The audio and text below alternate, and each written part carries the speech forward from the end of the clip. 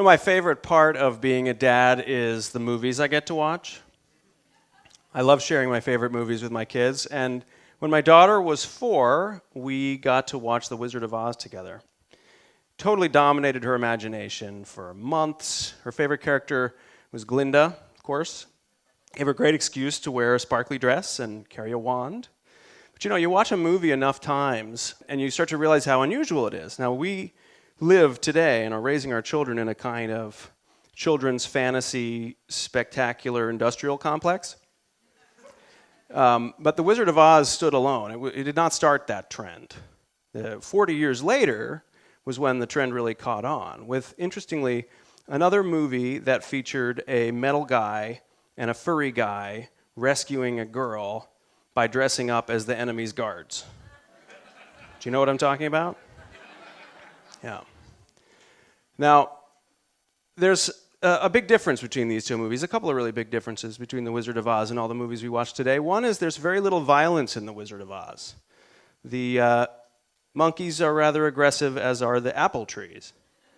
But I think if The Wizard of Oz were made today, the wizard would say, "Dorothy, you are the savior of Oz that the prophecy foretold. Use your magic slippers to defeat the computer-generated armies of the Wicked Witch." But that's not how it happens. Another thing that's really unique about The Wizard of Oz, to me, is that all of the most heroic and wise and even villainous characters are female. Now, I started to notice this when I actually showed Star Wars to my daughter, which was years later, and the situation was different. At that point, I also had a son. He was only 3 at the time. He was not invited to the screening. He is too young for that. But he was the second child, and the level of supervision had plummeted. So he wandered in, and it imprinted on him like mommy duck does to its duckling.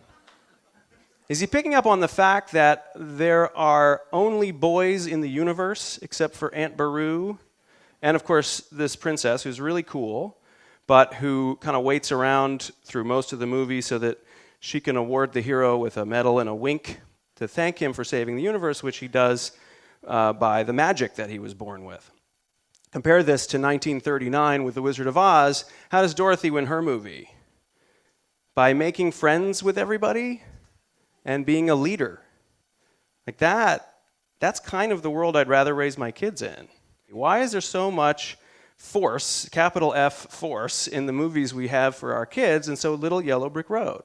I know from my own experience that Princess Leia did not provide the adequate context that I could have used in navigating the adult world that is co-ed.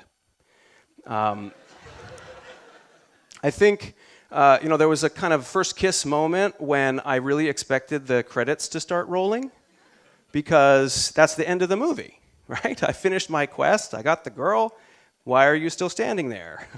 The movies are very, very focused on defeating the villain and getting your reward, and there's not a lot of room for other relationships and other journeys. It's almost as though if you're a boy, you are a dopey animal, and if you were a girl, you should bring your warrior costume. I mean, that is, there are plenty of exceptions, and I will defend the Disney princesses in front of any of you. But they do send a message to boys that the boys are not really the target audience. I mean, they are doing a phenomenal job of teaching girls how to defend against the patriarchy, but they are not necessarily showing boys how they're supposed to defend against the patriarchy. There's no models for them.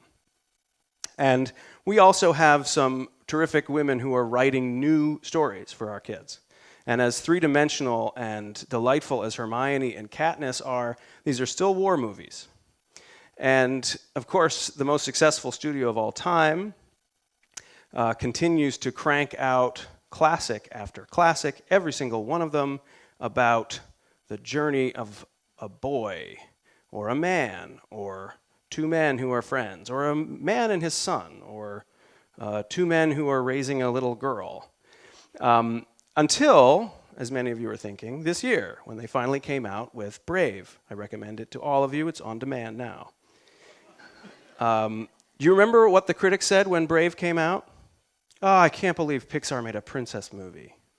Now, almost none of these movies pass the Bechdel test. Alison Bechdel is a comic book artist, and back in the mid-'80s, she recorded this conversation she'd had with a friend about assessing the movies that they saw. And it's very simple. There's just 3 questions you should ask. Is there more than one character in the movie that is female who has lines?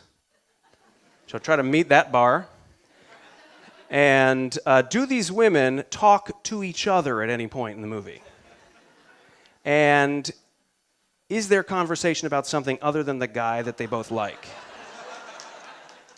Right? Thank you. Thank you very much. 2 women who exist and talk to each other about stuff. It does happen. I've seen it. So let's look at the numbers. 2011, the 100 most popular movies. How many of them do you think actually have female protagonists? 11.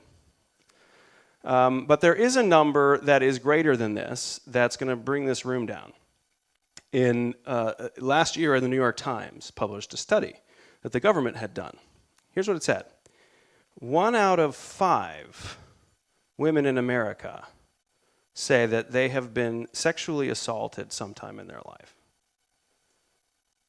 Now, I don't think that's the fault of popular entertainment. I don't think kids' movies have anything to do with that. But something is going wrong. And when I hear that statistic, one of the things I think of is that's a lot of sexual assailants. Who are these guys? What are they learning? What are they failing to learn? Are they absorbing the story that a male hero's job is to defeat the villain with violence and then collect a reward, which is a woman who has no friends and doesn't speak? Are we soaking up that story? You know, as a parent with the privilege of raising a daughter, like all of you who are doing the same thing, we find this world and this statistic very alarming, and we want to prepare them. We have tools at our disposal like girl power, and we hope that that will help. But I gotta wonder, is girl power going to protect them if at the same time, actively or passively, we are training our sons to maintain their boy power? And I'm talking mainly to the dads here. I think we have got to show our sons a new definition of manhood. Now, the definition of manhood is already turning upside down. I mean, you've read about how the new economy is changing the roles of caregiver and wage earner. They're throwing it up in the air. So our sons are going to have to find some way of adapting to this, some new relationship with each other. And I think we really have to show them and model for them how a real man is someone who trusts his sisters and respects them and wants to be on their team and stands up against the real bad guys who are the men who want to abuse the women. And I think our job in the Netflix queue is to look out for those movies that pass the Bechdel test, if we can find them, and to seek out the heroines who are there, who show real courage, who bring people together, and to nudge our sons to identify with those heroines and to say, I want to be on their team, because they're going to be on their team. When I asked my daughter who her favorite character was in Star Wars, do you know what she said? Obi-Wan. Obi-Wan Kenobi and Glinda. Now, what do these two have in common? I think these are the 2 people in the movie who know more than anybody else, and they love sharing their knowledge with other people to help them reach their potential. Now, they're leaders. I like that kind of quest for my daughter, and I like that kind of quest for my son. I want more quests like that. I want fewer quests where my son is told, go out and fight it alone, and more quests where he sees that it's his job to join a team. Maybe a team led by women to help other people become better and be better people, like the Wizard of Oz. Thank you.